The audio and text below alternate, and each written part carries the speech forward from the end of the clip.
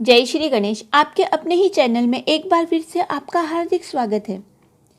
ईमानदारी क्या है, आज चर्चा उस टॉपिक पर की जाएगी।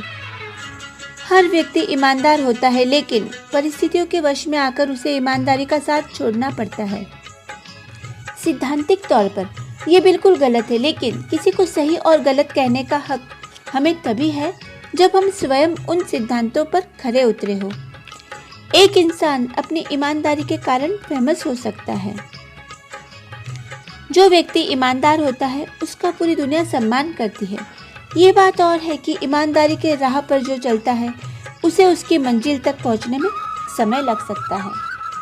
यहाँ तो वही बात हुई कि सब्र का फल मीठा होता है। और फ्रेंड्स, कौन सा ऐसा इंसान नहीं है जिसे अपनी तारीफ सुनना अच्छा नहीं लगता। लेकिन यदि आप अपनी तारीफ सुनना चाहते हो तो ईमानदारी का रास्ता चुनिए। बेईमान होने की अपेक्षा तो गरीब हो जाना ही बेहतर है, क्योंकि ये तो सभी जानते हैं कि सबको अपने अपने कर्मों का फल मिलता है। तो क्यों न ऐसे कर्म किए जाए जिसको करने से हमें मेंटली सेटिस्फेक्शन मिले। जो इंसान बेईमान होता है वो अपने फ्यूचर के रास्ते तो बंद करता ही है, इसके अपोजिट अपने बुरे कर्मों से कई परेशानियों को अपने ही समक्ष रख देता है। इंसान को कभी झूठ नहीं बोलना चाहिए, और कारणवश यदि झूठ बोलना भी पड़े तो तब जब इस झूठ से सामने वाले का फायदा हो। जैसे आप किसी घर के एक सदस्य हैं और ये जरूरी नहीं है कि उस घर के हर कोई सदस्य हेल्पिंग नेचर वाले ही हो, और उनमें से कोई एक परोपकारी हो जिसे हर किसी की सहायता करना बहुत अच्छा लगता है। हर किसी की सहायता करने का बड़ा ही जुनून हो जाता है, जिसमें आधी रात में भी किसी की हेल्प करने के लिए वो रेडी हो जाए। कुछ ऐसे भी इंसान होते हैं किसी घर में। हाँ, तो हो सकता है कि वो इंसान घर में झूठ बोलकर किसी के हेल्प कर दे, तो ये एक ईमानदारी के गुणों में से एक गुण है।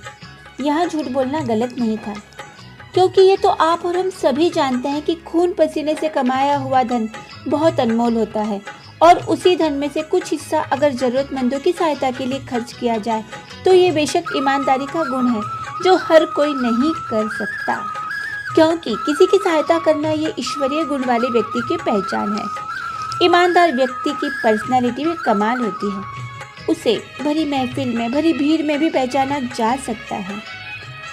अब दो इंसान, चाहे दो रिश्तेदार हो या दो फ्रेंड्स या फिर कोई फैमिली मेम्बर्स ही क्यों ना हो, उनके बीच के रिश्ते ईमानदारी की नींव पर ही टिके रहते हैं। ईमानदारी का सबसे बड़ा गुण आपसी विश्वास है। हम इजीली किसी को नहीं पहचान पाते, लेकिन उसके व्यवहार और उसके स्वभाव के द्वारा हम यह जान सकते हैं कि सामने वाला व्यक्ति ईमानदार है या नहीं। आज पूरे विश्व भर में भ्रष्टाचार की समस्या से पूरी दुनिया परेशान है, और इस परेशानी का मुख्य कारण है ईमानदारी का अभाव होना। यदि सभी लोग ईमानदार बन जाए तो ऐसी प्रॉब्लम्स तुरंत खत्म हो जाएगी। तो ईमानदारी वाले गुण को पूरी तरह से अपना लेना ही बेहतर है, ताकि हम हमारा पूरा जीवन आराम से व्यतीत कर सकते हैं। इस संदर्भ में एक कहानी आपसे शेयर करने जा रही हूँ। किसी गांव में एक पेंटर रहता था। वह बहुत ईमानदार था, लेकिन बहुत ज़्यादा गरीबी की वजह से वह घर घर जाकर पेंट का काम किया करता था। उसकी पेमेंट बहुत ही कम थी। 2 वक्त की रोटी का इंतजाम बड़ी मुश्किल से कर पाता था। वो हमेशा मन में यही चाहत रहती थी कि उसे कुछ नया काम करना चाहिए, उसे कुछ ऐसा काम मिले जिससे उसे एक्स्ट्रा पैसे मिले।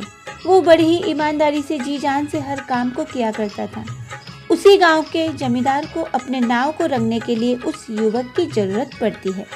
वो उस युवक को कहता है, नदी किनारे मेरी नाव है और मेरी नाव को जाकर रंग दो, और ये काम एक ही दिन में कंप्लीट हो जाना चाहिए। वो बहुत खुशी से हाँ कहकर अपने काम को बड़ी ही लगन से करने जाता है। जब वो नाव रंगने जाता है तो वह देखता है कि उस नाव में एक बड़ा सा छेद है। उस छेद को देखकर वो बड़ा परेशान हो जाता है और सोचता है कि पहले इस छेद को भर दिया जाए, इसे ठीक कर दिया जाए, क्योंकि यदि मैंने इस छेद को ठीक नहीं किया तो हो सकता है इस नाव में पहले जो भी बैठे उन्हें मुसीबतों का सामना करना पड़े। और वो अपने काम में मन लगाकर काम पूरा फिनिश करके जमींदार से वहाँ से जाने की इजाज़त ले लेता है। तब जमींदार अगले ही दिन उसे उसकी मेहनत के रुपए लेने के लिए कह देते हैं। नेक्स्ट डे उस जमींदार की पूरी फैमिली उस नाव में बैठकर घूमने के लिए निकल जाती है। कुछ देर बाद जमींदार का नौकर, जो नाव की भी देखरेख किया करता था, वो वहाँ आ जाता है। पिछले 2 दिनों से वह छुट्टी पर था। अब नाव वहाँ नहीं है और सारे परिवार वाले घूमने निकले हैं। ये देखकर वो बहुत टेंशन में आ जाता है। जमींदार उससे उसके टेंशन का कारण पूछता है। तब वह सारी बात बता देता है कि नाव में एक छेद था और अभी सारे नाव पर सैर करने गए हैं। भगवान करे वो सभी सही सलामत रहे। ये सुनकर जमींदार भी बहुत टेंशन में आ जाता है और कुछ ही देर बाद सभी आराम से घूमकर उस जगह आ जाते हैं। उन्हें सुरक्षित देखकर जमींदार और वो नौकर बहुत खुश हो जाते हैं। नाव में भी छेद नहीं रहता। ये सब उस युवक का कमाल है। रंग करने के साथ उसने बिना कुछ कहे छेद भी ठीक किया। अब जमींदार उसे दुगने पैसे देता है। तब युवक कहता है, ये ज़्यादा रुपए है, 2000 में ठहराया हुआ काम था और आप मुझे 4000 दे रहे हैं, ऐसा क्यों? तब जमींदार कहता है, इसमें छेद था और ये बात मेरे अपने नौकर के द्वारा मुझे पता चली और तुम्हारी ईमानदारी इतनी कि तुम मुझे बिना कुछ जताए सारा काम आराम से कर दिया तुमने। ये तुम्हारी ईमानदारी का इनाम है, जो तुम्हारा हक है। 4000 रुपये पाकर युवक बहुत खुश हो जाता है।